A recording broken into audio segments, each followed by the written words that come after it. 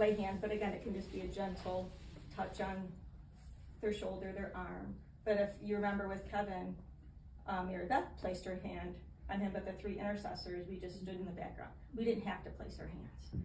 But again, if you do feel, if you want to place your hand, just ask for permission. And then focus on the person, not the illness or the trauma.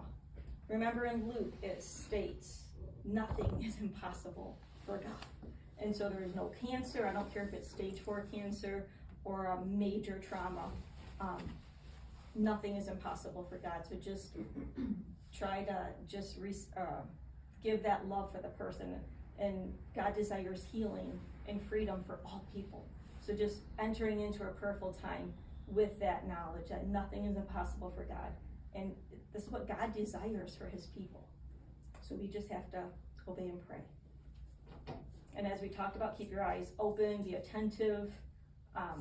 You can also look at the person, if you see tears coming, that you can, if your eyes are open, you can grab them a tissue to wipe your eyes.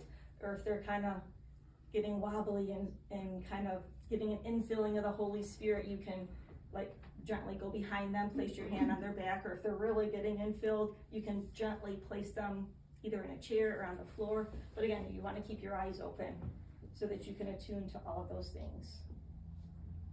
Have compassion, express your love.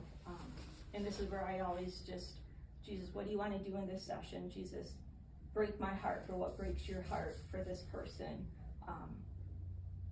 Jesus, fill me with your love for this person. Let me see this person through your eyes. And so that you can, a lot of times these people you've never seen before, but again, you can still express your love for these people. And then stay calm regardless of the situation. 99.9% of the time it's completely fine. It's a peaceful situation. So just being calm and just following the lead. And then pray in faith in God's mercy and hope for freedom. And again, this is biblical. In Matthew 21, it states, and whatever you ask in prayer, you will receive if you have faith.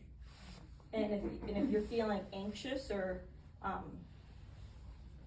feeling doubt or anything, that you can ask Jesus, give me your faith for this person. If you're praying for that stage 4 cancer and you're like, oh my gosh, I just know a family member that just passed away from stage 4 cancer, this is triggering me something, and you're trying to pray for healing for that, you can, Lord, give me your faith for this person for right now, because we know your desire is always to heal. And then don't strive.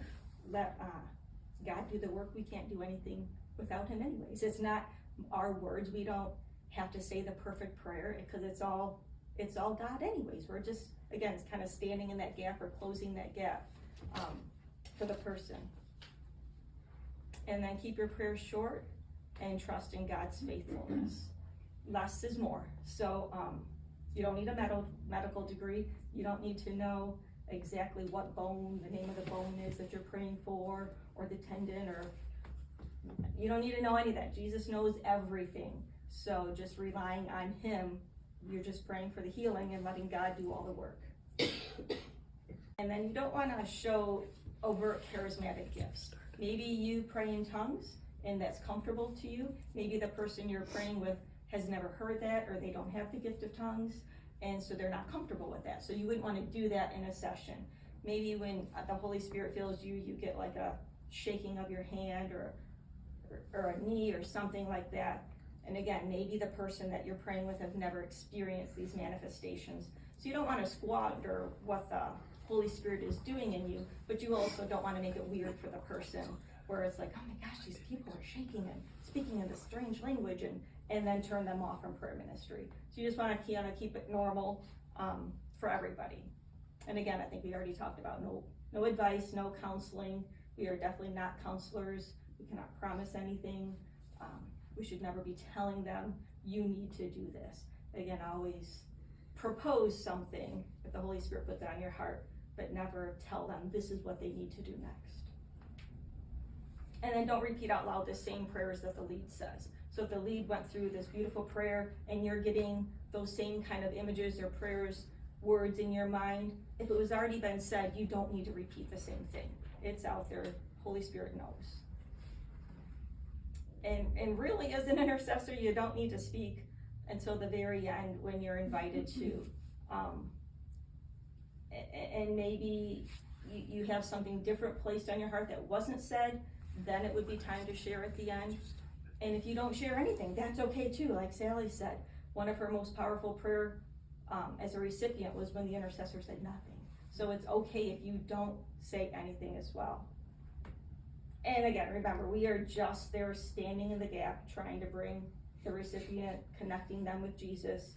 And if they feel the love of Jesus, we did our job.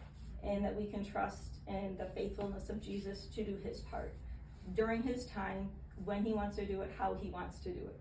Because we all know Jesus is faithful 100% of the time, and we can trust in him. And we're just there to offer prayer. Any questions on those? Don't, I know we probably have three. Sure.